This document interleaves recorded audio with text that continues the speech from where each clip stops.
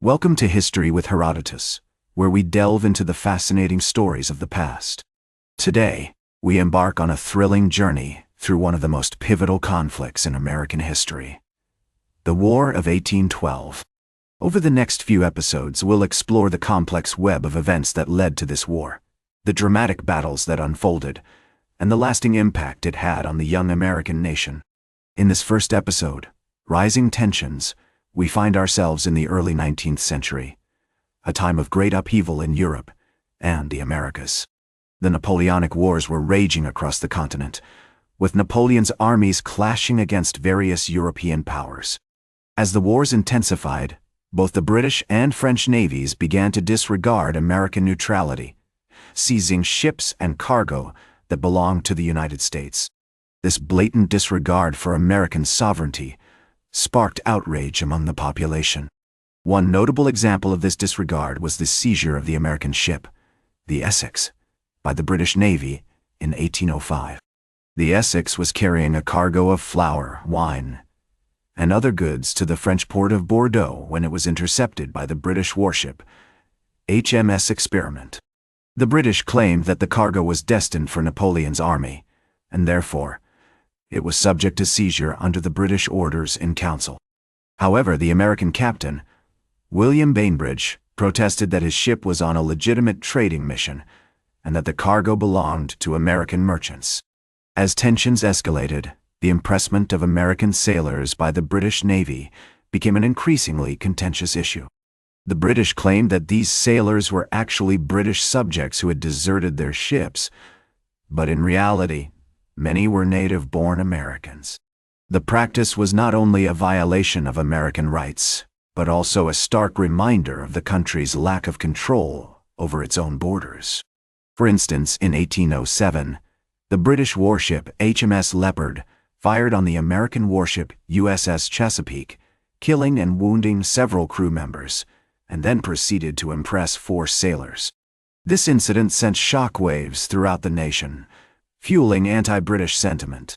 The impressment of American sailors was a widespread problem, with estimates suggesting that over 10,000 American sailors were impressed into British service between 1803 and 1812. Many of these sailors were forced to serve on British warships, where they faced harsh conditions and treatment. Some were even forced to fight against their own country, highlighting the complexities and challenges faced by American sailors during this time. In response to these violations, the United States government turned to economic warfare. In 1807, President Thomas Jefferson signed the Embargo Act, which prohibited American ships from trading with foreign nations. The act was intended to punish Britain and France for their disregard of American neutrality, but it ultimately had devastating effects on the American economy.